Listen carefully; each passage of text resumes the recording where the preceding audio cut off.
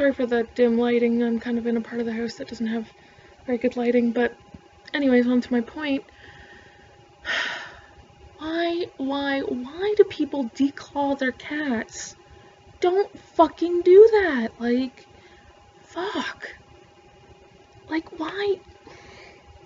And it's so stupid when I hear people's excuses for it. Just ripping up the furniture, or like this one I just saw, which prompted this, was someone said, oh, why would you declaw your cat, to someone in a comment, and it's like, oh, well, cats have long, sharp claws, and so they scratch people, and sometimes, and I even heard about this one person who had to go to the hospital because of an infection. Are you fucking serious? Like, right now I have some scrapes because I recently had to give my cat some medicine, and he was not fond of that, but in his ears because he had ear mites, but he's all better now, don't worry. But other than that, he hasn't scraped me or cut me at all in, like, the 10 years I've had him, pretty much, because I know how to read cat behavior, and it's really fucking basic. Like, oh, his ears are down. Okay, he's scared and threatened. Let's not bug him because he feels like I'm going to attack him, so he's going to attack back if I try to push him past his comfort zone. Pretty basic. Oh, he's in kind of hunting mode and whatever, and he's really focused and whatever. I don't want to startle him because he might freak out and whatever. And my cat's very anxious, and the more anxious your cat is, the more likely they are to accidentally hurt you. And other than, like, because I had to give him medicine and he was trying desperately to get away while I had to put eardrops in his ears, which he hated. He's still mad at me about that, even though I haven't given medicine in like 2 days because he's all healed up. But anyway, he hasn't scraped me in like 10 years, and I've had him for only like 11, so that's saying something. Or not, no, wait, no, he's just turning 10 or 11 this fall, so yeah, like, I can't think of a single time that he's scratched me, other than when I had to give him medicine, or when my brother was still living here, because he loved to terrorize the cats, and his favorite thing to do would be, like, if we're just, like, calmly petting him, he would, like, suddenly, like, freaking scare the shit out of him, so, you know, the cat would go run away, and when cats run, they put their claws out to get better traction. So if the cat's, like, sleeping on my lap, then when they go to run away, their claws are gonna go out, so they might scrape you, so. And the furniture thing's even more stupid, because, I'm sorry, but you value a fucking sofa over the health of your cat, a living being who you're supposed to love? I mean, I'd rather frickin' my cat destroy all of my furniture than have to put my little buddy through any of the shit that cats have to go through when you declaw them, because here's why declawing is fucking terrible. You're not, like, when I was a kid, whenever, like, I remember my great aunt's cat was declawed, and I was like, what? And whatever, and then I remember my dad's cat was declawed, and everything else, and as a kid, I was trying to imagine what that meant, and I thought, like, they were able to go in and, like, remove the claw or something, but no, that's way too complicated, and it wouldn't even work, because even if you were to, like, rip off your fingernail, it would grow back, right? So in order to make sure that you can't have the claw grow back, do you know what they do?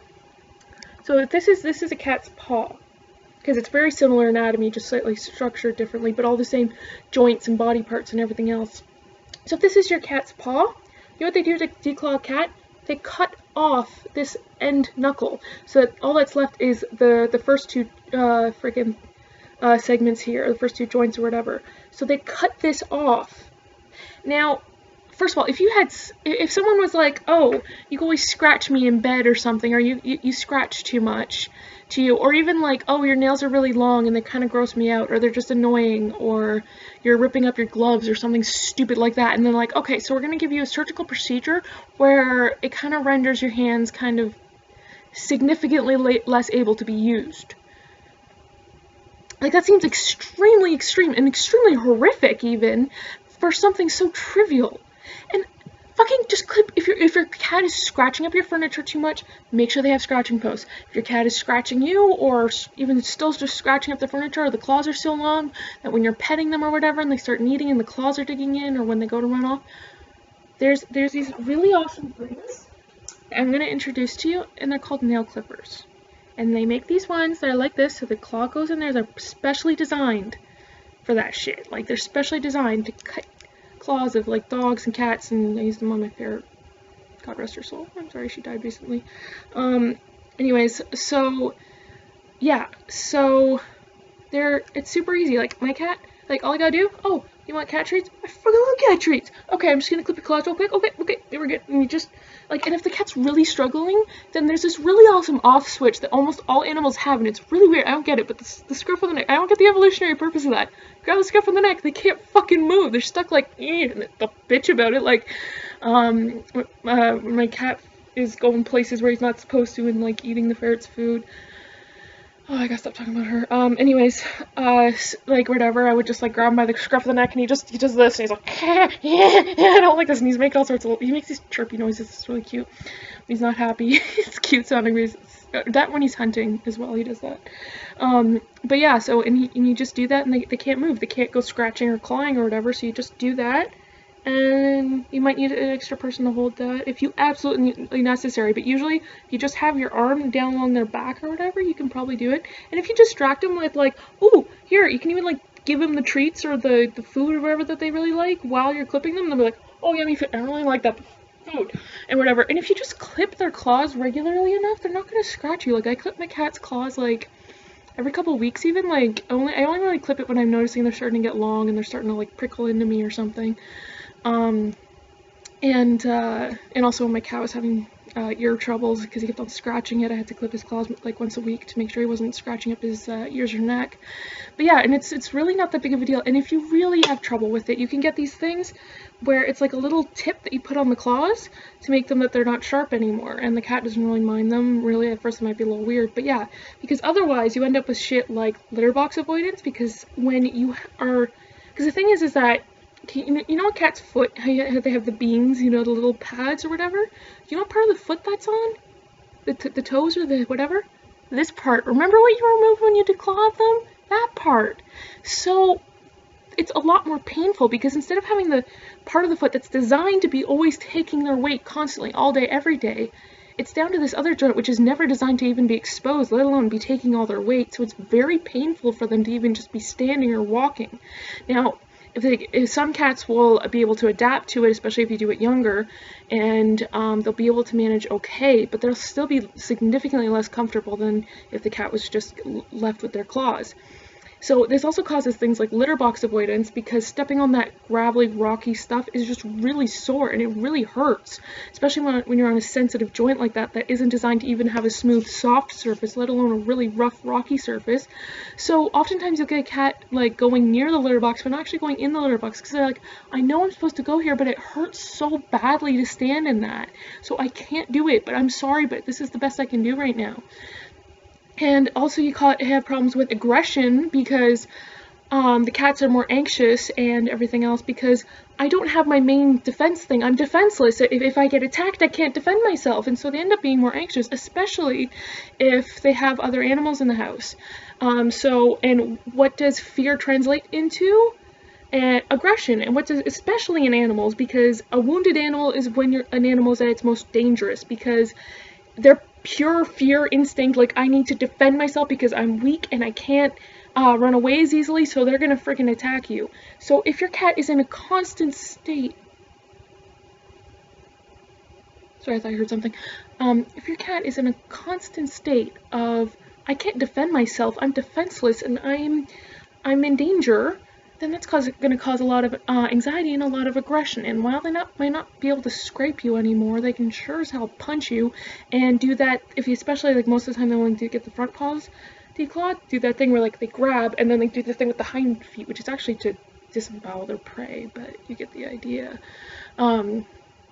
So they could still freaking scratch you, and are you gonna freaking declaw those too, so that the cat's even more defenseless and even more anxious and even more aggressive? And like, oh, I can't stand the cat, I'm gonna get rid of it. And I can't, like, why do you care so little about your pet? Like, what's the point of even having your pet if you don't care about it? Like, my pets are my babies, they're my world. I do everything to make sure that they're happy and healthy, which is why the death of my ferret was so devastating, and it's been a little while, so I'm kind of getting over it, because there was an accident, so, and she was still pretty young, so I just couldn't cope for a while, because she was my baby, and the fact that something happened and I wasn't keeping a close enough eye on her, and there was an accident, it devastated me. And and it's gotten, like, for my other pet, that Bear, like, I had the two, and now Bear is my cat, and I've become even more protective of him and have been less lenient with him, even like letting him get away with eating things that he probably shouldn't and going places that he probably shouldn't because it's less safe, and trying to keep him indoors more often because I'm like, I don't want something bad to happen to you too because you're my baby and you're all I have left now. And I've always been like with that with animals, like I always want to make sure that they're happy and healthy, and doing that is just so awful for them. Like, I don't really care if my pets fuck up my furniture. If it's still usable, then I don't really give a shit. And again, maybe it's because I'm one of those young millennials who doesn't care about how their house looks, which I do kind of, but I mean, like, my cat scratched up my furniture as a kid. Like, my mom just put sofa covers on there and it solved the problem. Or she would sometimes put like pepper or hot sauce or whatever in the areas that she did, like on mats and stuff that they used to scratch, and they only scratch it like once or twice, like, ow, that's not comfortable, and they won't do it again. And she always put scratching posts, like she got these hanging ones that she'd hang off the edges of the futons and the couches and whatever, and the cats would scratch that instead because it was much better than the really soft covers that my mom used, which she really liked those because she could just, if stuff spilled on it, she could just throw it in the wash and put it back on. It was awesome. And the couches were fine because they would scratch that up instead of, not that they even would, because it wasn't rough like the couches were. So, like, there's so many solutions that work so much better and cause a much happier and healthier pet, because there's not only the issues with the anxiety and the litter box avoidance, you end up with bone problems because they're having to stand in a way that's not natural. So they put more stress on joints that's not supposed to have joint like stress. So you end up with early onset arthritis, and you have joint problems, and you even end up with nerve damage because, you know, when you like your hand is underneath you or something, you're doing something and your hand falls asleep. Now imagine if that was every fucking thing you do and your hand was just constantly put into that cut off circulation to parts of it. That's basically what a lot of declawed cats have to deal with, because different, you know, not all declawed cats, so if you say, I declawed my cat and he was fine, not all declawed cats have these problems, but the vast majority do. And a lot of the different ones adapt to it, and the younger you do it, the easier they can adapt to it, but the older they are especially, the more problems they end up having with it. So if they have to each adapt their own ways. So if the cat adapts to stand a certain way to avoid pain, but it's a really bad position, it ends up cutting off the circulation or cutting off the nerves or whatever, they can end up with nerve damage and have like paws that don't work, even like the whole freaking paw.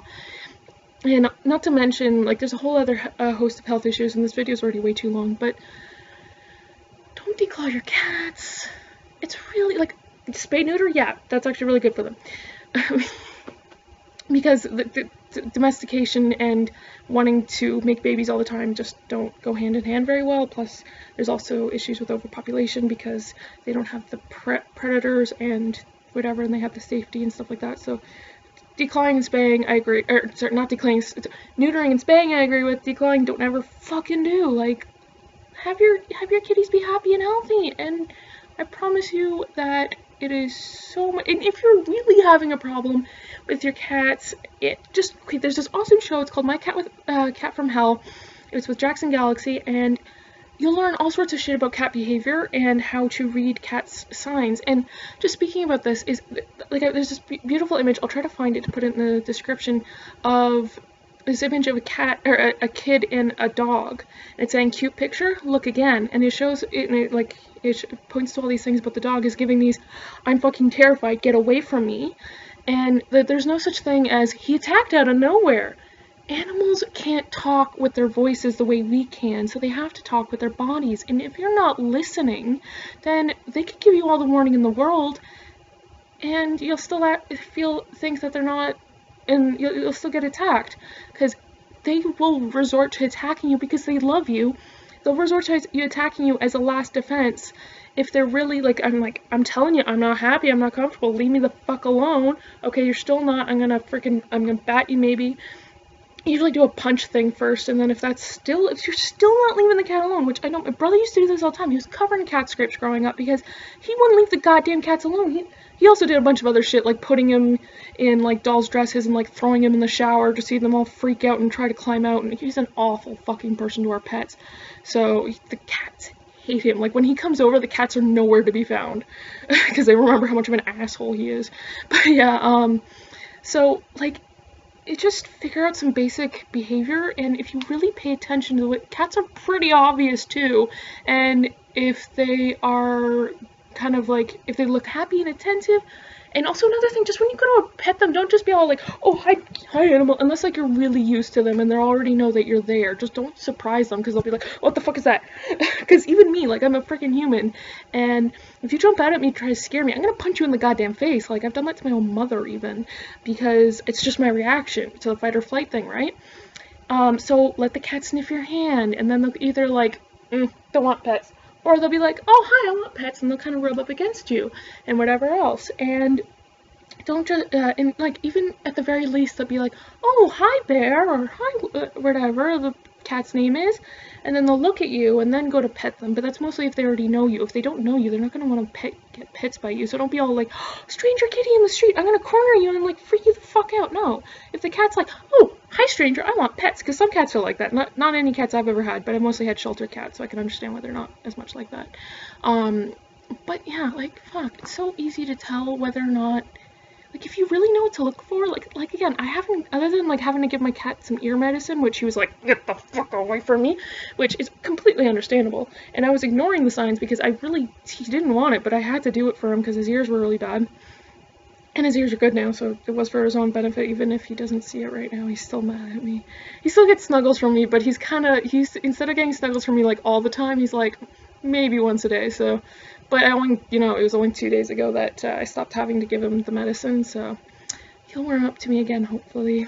But yeah, yeah, like, other than that, like, 10 years I haven't gone a cat scratch, and even then it was like when we first got him and we were trying to introduce the 2 cats, and then they were kind of being tentative, and then they were like freaked out and whatever, and that's like pretty much the only time I've really been scratched since I was a kid, and I just wasn't paying attention and be like, oh, kitty, and whatever else, which, okay, if you don't want your kids getting scratched, but when I was a kid, my mom would clip my cat's nails like once a week to make sure that we wouldn't get scraped up by our cats, because she was a responsible pet owner. Unlike you assholes who declaw your cats, and this deal is 20 minutes long, I'm sorry, but I felt like I had a lot to say on this topic.